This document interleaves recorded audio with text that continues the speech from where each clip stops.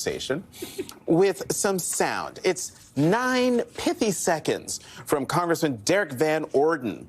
And what he had to say about the criticisms of people saying that, you know, Republicans will do whatever the president wants, even though they do what the president wants. But listen, just listen. It's just too rich. The President of the United States didn't give us an assignment. It's not a bunch of little okay, I'm a member of Congress that represents almost 800,000 Wisconsinites. Is that clear?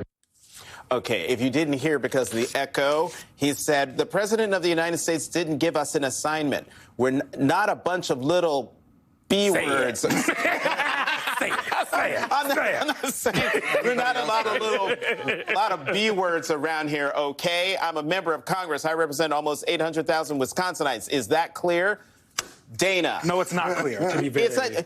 And yet, Brother Man voted for the bill. He voted for the bill. So is he a little B word? Well, I hate to tell the congressman, but, you know, being a little B word and being a member of Congress are not mutually exclusive at this point. Especially this go round. Is there a bigger joke than the House Freedom Caucus now? I mean, every time they roar like tigers and then they tiptoe back into their cages. Nobody's going to take them seriously again.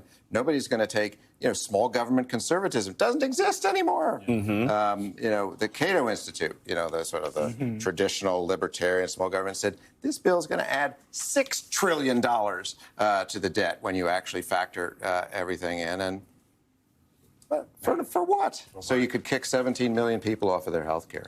Congressman Dent, you know, help me understand if you are a Republican in a purple district. Right. If you're a Republican who says that you are a moderate, the polling seemed very obvious that this was going to be politically risky.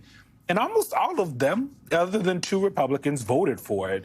So, you know, other than the, you know, maybe they don't want to be called the little B words, but it does appear that they will do what Donald Trump says, no matter the political risk to them. I think it's very important for everyone to remember Donald Trump ain't got no more elections to run, right? Like, this is it for him. They do.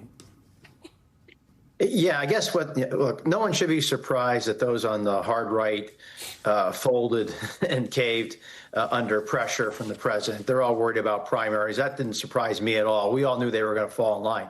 What did surprise me is that there weren't more Brian Fitzpatricks or Susan Collins and Tom Tillis's, you know, who saw that the changes to Medicaid, to food stamps or SNAP, and some of the other provisions combined with the tax cuts or the extension of the 2017 tax cuts that skew largely to the people on the higher end of the income scale, that this created a really toxic political mix for them.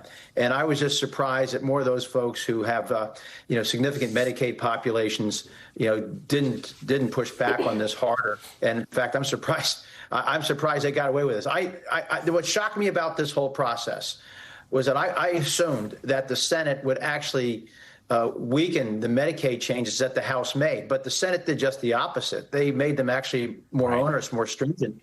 And that's what I think surprised everybody. And I am surprised that there just were not more members pushing back from the center, because let's face it, they're the ones who are going to pay the price for this. Trump can threaten primaries to the guys on the right all he wants. But these guys in the center, their threats coming from Democrats, and they know these Republican members know that their seats are at great risk and their seats are most likely to flip. Congressman Fitzpatrick, he allegedly turned his phone off so that no one could call him after he voted so he could change his vote. He turned his phone off and left because he was like, I'm good. That's right.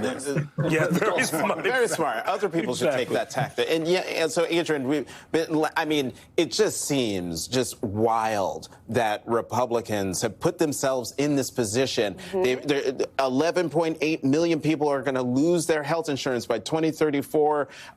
It explodes the national debt, and yet there are challenges for Democrats going forward. A lot of the things in the bill don't really take effect until after the midterm elections. The Washington Post Ipsos poll shows that a third of the people surveyed had no opinion of the bill. 2/3 had heard little to nothing about it.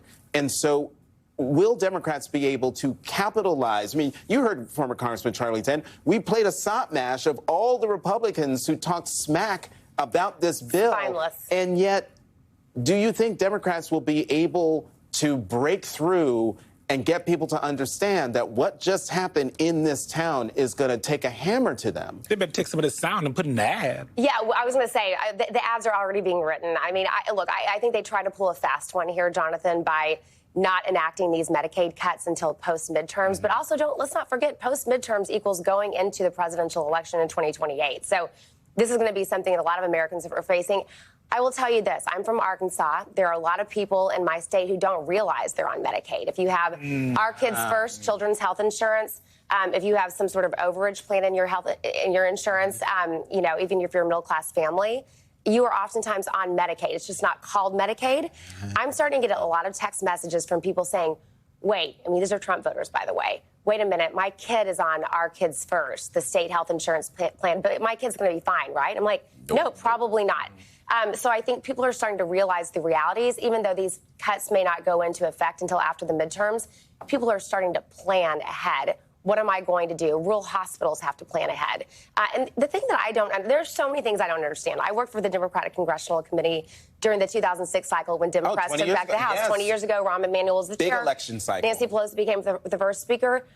We would have had a heyday with this. I mean, it's a terrible thing what the Republicans have done, but there's so much that you can do in terms of pushing back on this and leveraging it to your advantage if you're the party that clearly is very opposed to this. At the end of the day, I think Republicans think that maybe people will just forget or maybe they're not going to realize this. But what I don't understand, what still baffles me to this day and will continue to baffle me, is the very